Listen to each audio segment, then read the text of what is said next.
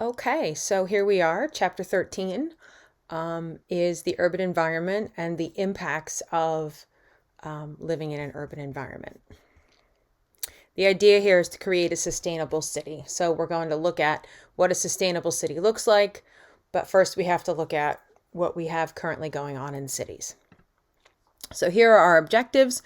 We're going to look at urbanization, define this word, sprawl, and talk about its causes and effects.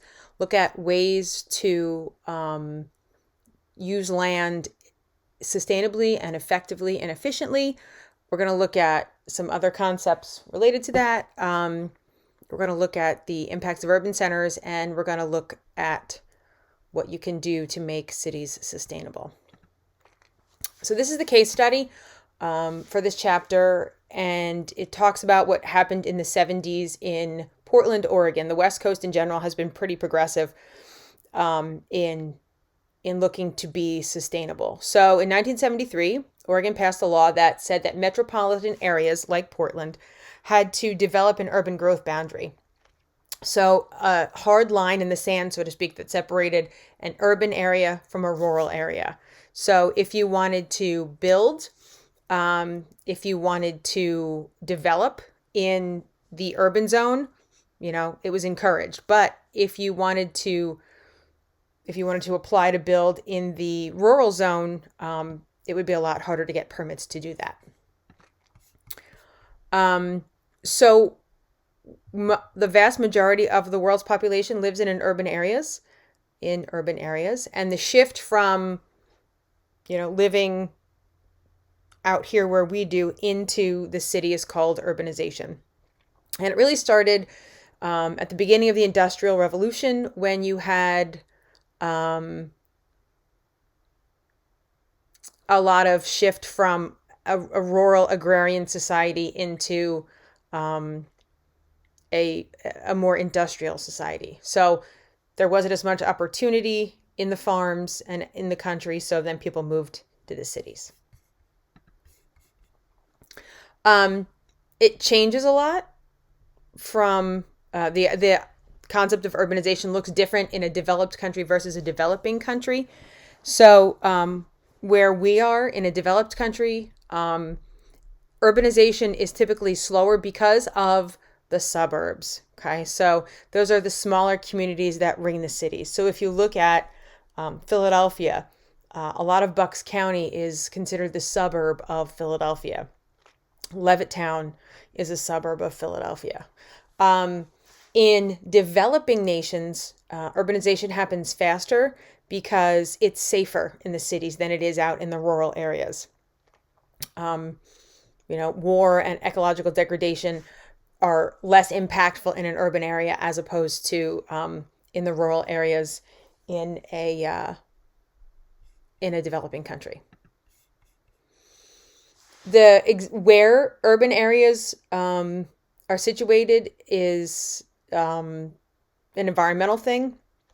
So pre-highway system, most of the major cities, and if you think about the United States, the big cities, New York and Philadelphia and Washington, D.C., Norfolk, Virginia, San Diego, San Francisco, Portland, Oregon, Seattle, Washington, they are typically located on a body of water, on the ocean, on a river, or something like that, because that's where one of the main ways that commerce got to where these big cities were.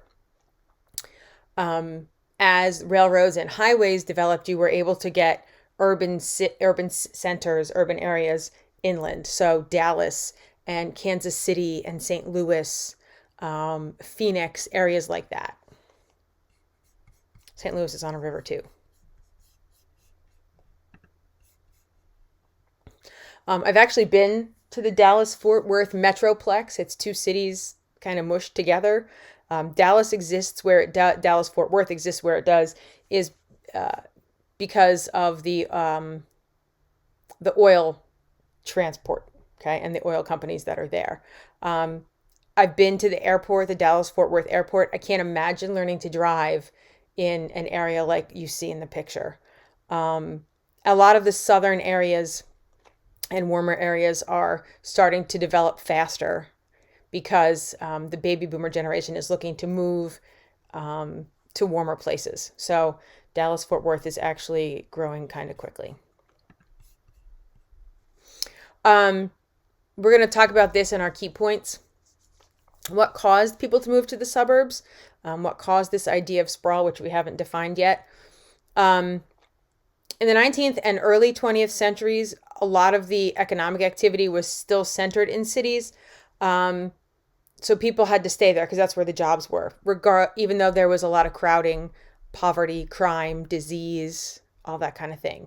So you had the World War II soldiers go away to war, come home, and decide that they wanted a better life for their families than where they grew up. So they started to move outside of the urban areas into the suburbs because they wanted more space, cheaper real estate, and better schools. So that's where the shift to the suburbs came from. When that happened, there was a mass exodus out of the cities, and cities started to decline economically and then just in terms of general conditions. Portland followed that, but then things kind of shifted back after the passage of the Urban Growth Boundary Law in 1973. Something that has happened, and we'll talk about that in a second, as we've expanded our road networks from interstate highways to, state highways to county highways to local township roads, we've expanded even further into something called the exurbs. That's where we live. We tend to live in an area where it's pretty well spread out. Okay, there's a lot of land compared to an urban area, and we pretty much have to drive to get everywhere. But we can get to a city relatively easily, maybe not as easily, well, definitely not as easily as somebody living in the suburbs. Okay, so we are part of the exurbs. By spreading out like that, we have created something called sprawl. So sprawl is the spread of low-density urban, suburban, or exurban development out from an urban center. And if you take a look at that picture, right, the green is development. So the left-hand picture is Las Vegas in 1986, and the right-hand picture is Las Vegas in 2013. That's a huge increase in land area that we've modified for human living in that time period. So it comes when you build homes and developments that are on big lots, spread out over really big areas, really far from urban centers. So it takes us, even here, especially here, it takes us a while to get to a city. So if you look at the statistic there, an average Chicago suburban resident takes up 11 times more space than a resident of the city itself. So when we live in the suburbs, when we live in the exurbs, we wind up taking up a lot more space. I enjoy my space. I've lived in the exurbs out here for my entire life. So I can see this point, but I also really like where we live. What's causing sprawl? Two things. The human population growth. So our population is getting bigger. We know that. But it's also how much land we use per person. We definitely use, in the United States, more land per person than we really need. You look at economists, you look at politicians, they originally think that it's a good thing, sprawl is a good thing. Yes, growth, it's good. But it may not be. And here are the reasons why. So sprawl forces people to have to own a vehicle and spend a lot more time in that vehicle because they have to drive everywhere. You guys live out here, right? I remember waiting to get my driver's license. I couldn't wait to get my driver's license so I could go where I wanted to go. And I didn't have to wait for my mom or dad to take me to a friend's house or anything like that. We can't ride bikes around here. My husband grew up in South Plainfield where he could get on his bike and ride to like 20 friends' houses within 10 minutes. That doesn't happen out here. It takes 20 minutes to get to the grocery store, or 15 minutes to get to the grocery store. So that's one big thing. We can't not drive. So because we have to drive everywhere, we're increasing both air pollution and water pollution. So an internal combustion engine, we're going to talk about this down the line, releases carbon dioxide, nitrogen, and sulfur-containing pollutants, which contributes to a host of atmospheric pollution. We're going to talk about runoff in our key points. When you have a paved area, it creates runoff, right? So the water can't percolate down into the ground because concrete and asphalt are impervious. We'll talk about that. So anything that's on the surface of the parking lot or the concrete, when it rains and the water runs off, okay, it's going to take any of that salt or motor oil or any pollutants that are on the surface and then eventually drain into bodies of water. So that can cause water pollution. Sprawl promotes physical inactivity. People don't walk out here, okay? Because you can't like walk to the grocery store. I mean, you can if you live in Frenchtown, but most don't. So you can't walk to the grocery store. So we have to drive. With physical inactivity comes the diseases of physical inactivity, obesity, heart disease, diabetes, all that kind of thing. As we take more land for development for houses and whatnot, that's less that winds up getting left as forests, fields, farmland, or ranch land. Okay, so that is habitat loss, which is a key component of why we're losing biodiversity. And another thing that happens is that money that should be going to keep the downtown centers vitalized and vibrant is not being spent downtown. It's being spent to connect the suburbs and the exurbs to the urban center. So we're paving roads, we're building roads, we're maintaining roads. We are sending water and sewer and natural gas and a lot of things like that out, electricity out to those outlying areas. So one thing that people who plan cities do, they're called city planners, they provide advice and consultation to figure out how to make a city workable. One of the earliest cities that was planned was Washington, D.C. And it was actually, they still follow that plan in Washington, D.C. today. So there's L'Enfant's plan from 1791, and they decided to pretty much keep the plan as they develop and improve Washington, D.C. today. Around here, we have regional planners that will plan for a bigger area, not just the city. One thing that can help to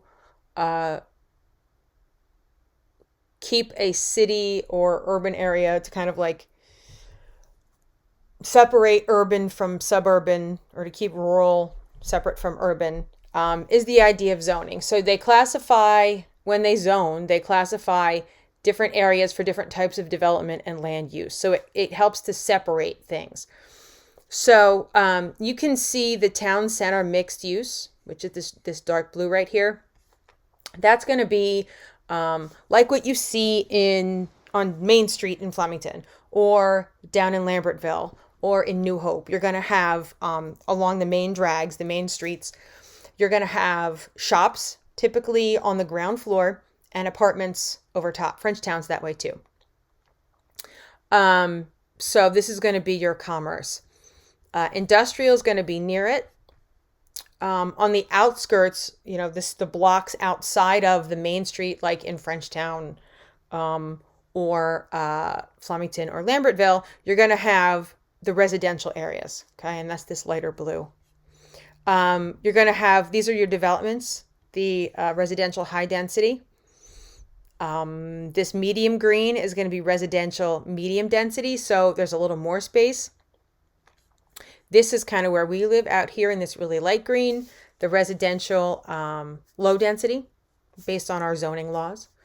And you've got your commercial and your highway commercial out here, okay? So it tends to separate land, based on its use. And you can drive past land for sale, like there's land for sale along Route 12 between Kingwood, like Baptist-town, and Flemington. And it has, it's commercial highway zoning. So this would be the kind of land. So it's industrial, anything like that. So that's what that means. We talked about the urban growth boundary at the beginning. It's a hard line that separates the high density urban areas from lower density rural ones. And it helps to preserve that land outside so you don't have the idea of sprawl. And this is what it looks like. So there's the urban growth boundary, the boundary between the lighter tan and the darker tan. So that's what it looks like inside. That's what it looks like outside. And it seems to be working pretty well.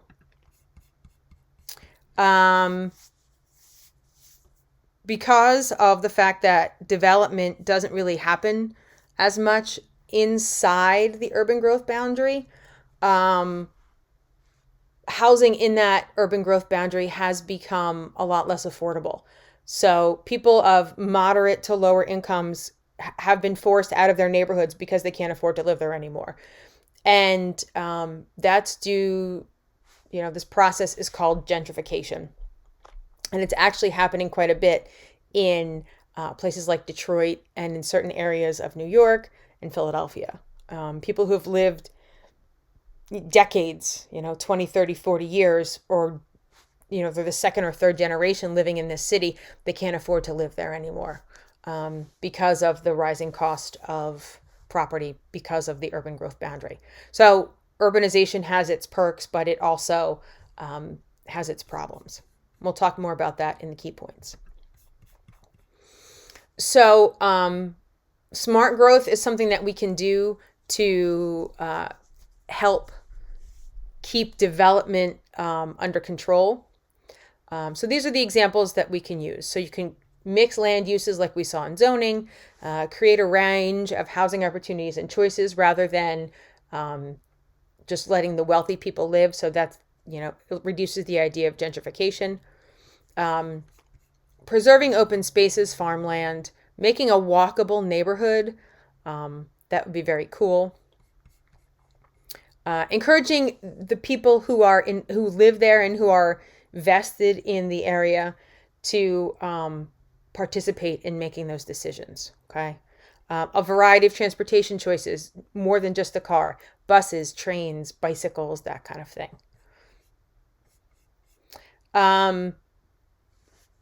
The idea of new urbanism is not like a testable thing, but when they really started to design the DC suburbs, they designed it around public transportation. So a lot of the big suburban areas outside of Washington, D.C. are out on the rail lines, okay? Allowing people to get from where they are, in the suburbs to where they work and they shop, the more urban areas,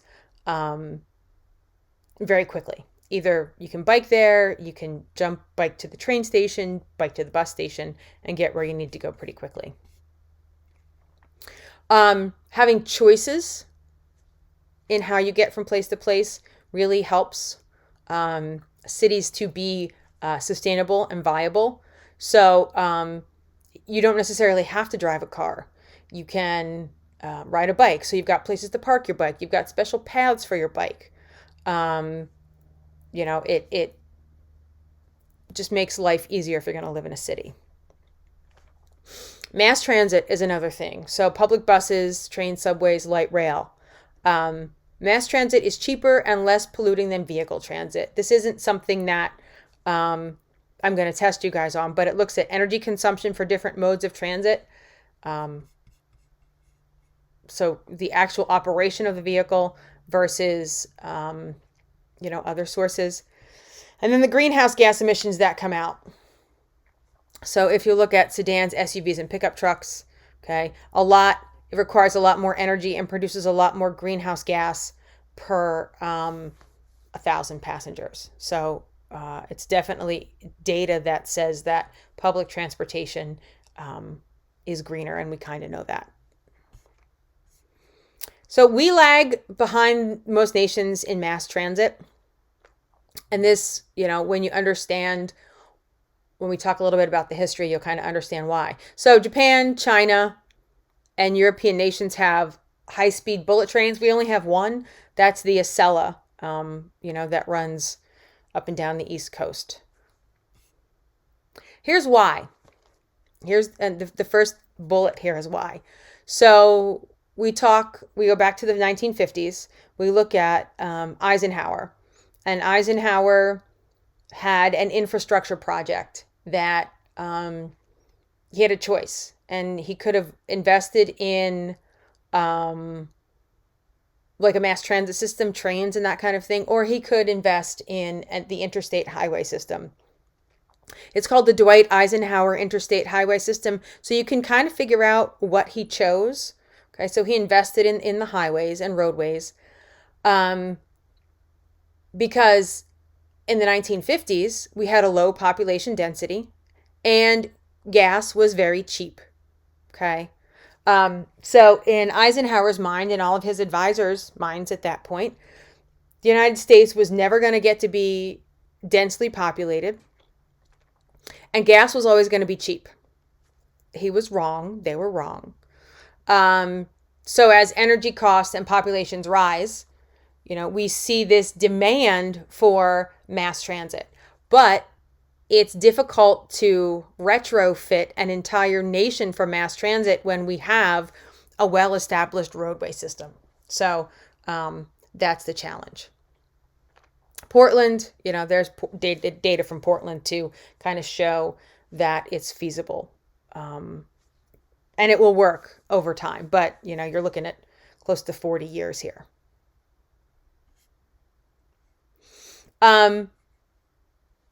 You need green space within cities. You can look at Central Park. You can look at Bryant Park in New York City. Chicago has parks too. It's green space. There's some idea that it reduces stress and that kind of a thing.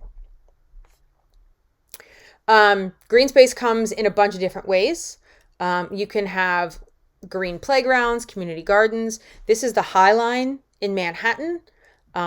This is called the Greenway, and it's a strip of green land that connects neighborhoods. So along rivers, streams, canals, walking trails. This was an elevated rail line that they turned into a park. It's a green space now. So that's pretty cool. I've never been, and it's totally on my bucket list to go.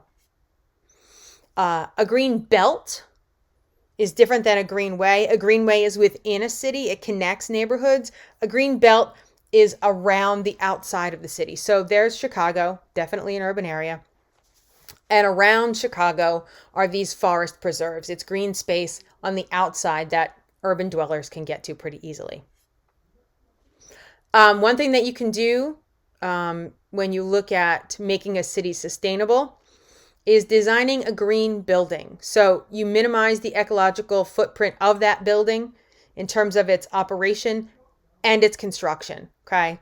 So you build it from sustainable materials.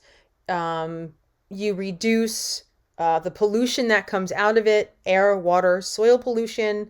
You recycle the waste that comes out of it as you're building the building, and also as the building itself is functioning and being used. And there are some examples of things that you can do to make a green building. Okay, you can. We did a couple of these things in my house. We upgraded our insulation to make it reduce our oil bill. We installed low E glass, low E windows to provide additional insulation. And we have really energy efficient furnace. So it was a little more expensive, but it's actually saved us quite a bit in heating bills over the course of the 6 or 7 years we've been in the house. Buildings can be LEED buildings, leadership in energy and environmental design. And it's it's a program for green buildings. I went down to the grounds for sculpture in the spring, and the grounds which is Hamilton Township, the grounds for sculpture building is a silver LEED certified building. So it was pretty neat to see that. So living in a city is good in a way, but it's also not so good in a way. So cities and towns are resource sinks. Okay. So virtually everything a city needs to take care of its inhabitants has to come from outside. So this is New York City. You look at it, New York City has no real water supply. Okay. They have to get water via aqueduct from two different watersheds. Okay. One, Catskill, Delaware. So the Delaware River goes all the way up there, up in the Catskills, and then the Croton watershed, which is part of New York and into a little bit of Connecticut. So they have to import everything: water, clothes, food, all that kind of thing. So it's difficult to get materials into a city, resources into a city, but once it's there, it's really easy to get it to everybody pretty efficiently. So out here where we live, in order to get electricity to 30 houses, you have to run a lot of telephone poles and a lot of power lines, which requires a lot of maintenance, okay? And a lot of opportunity for failure. If it's windy, if it's snowy, rainy, somebody hits a pole, lots of people are affected. But in New York City, it's like one building. You supply electricity to one building, and then 30 or more families have access to that electricity. So it's more efficient that way. Yeah. One good thing about urbanization is that it preserves land. And if you were to put all of us in the 7 billion people, now close to 8 billion people, in the world, we'd fit in a pretty small area. But we use more land than that.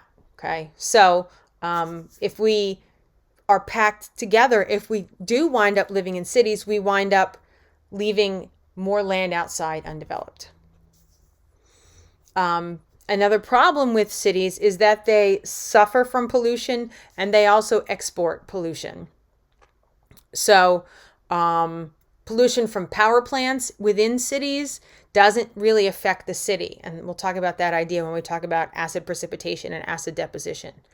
Urban dwellers, people living in cities, are exposed to other kinds of pollution that those of us out here in the exurbs really aren't. Heavy metal pollutions, airborne pollutants, industrial compounds, and thermal pollution. We'll talk about those things when we get to the land and water pollution unit. This is a big idea that happens in cities. Cities tend to be hotter than the surrounding areas pretty much all year round. I remember growing up watching the news. We watched the news out of Philadelphia, my parents did. And they would say, like on a hot summer day, it'd be like 88 in the city, 84 in the suburbs. Okay. And that's because of this idea called the urban heat island effect. Okay. So if you have all of these buildings and vehicles and factories and people condensed into one area, and what those buildings and paved areas are made up of, right? They absorb the sunlight, right? So it's like blacktop paved areas. They're going to absorb the sunlight during the day and then re-radiate it at night. Okay. It's going to radiate off as heat. So it keeps the air warmer. Okay. When you get out into the forest and the farms, transpiration also happens. So as transpiration happens, that cools the land as well. Okay. And the buildings block wind, so it kind of like keeps the air from circulating. And you have rainwater running off instead of evaporating, which is another key thing that just increases temperatures. We'll talk more about that in the key points. Other kinds of pollution. Noise pollution is just that din, that background noise that you hear. You guys are going to do a lab on noise pollution. Light pollution is another thing. Street lights, other light sources, and there's documentation that can impair sleep. Too much light can, at the right wavelength, can really cause you sleep issues. And we're going to talk a little bit more about runoff in the key points too. We mentioned it before. Precipitation doesn't fall and percolate into the ground to replenish aquifers. Instead, it runs over these impervious surfaces. Impervious means water can't get through. Pavement, driveways, and then washes the pollutants with it. And then they wash into streams and bodies of water, fertilizers, right? This is how eutrophication happens. Oh yeah, eutrophication. Woo. Okay. And it can cause water pollution. So if we're going to make cities sustainable, what can we do? So planning and zoning that looks long-term rather than short-term. Using smart growth and new urbanism, which reduces energy consumption. Alternative transportation, so you don't have to drive a car. Parks, building green space to reduce runoff. And then constructing green buildings.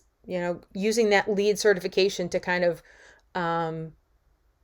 guide how you wind up building a building. So those are, that's urbanization and the effects of urbanization.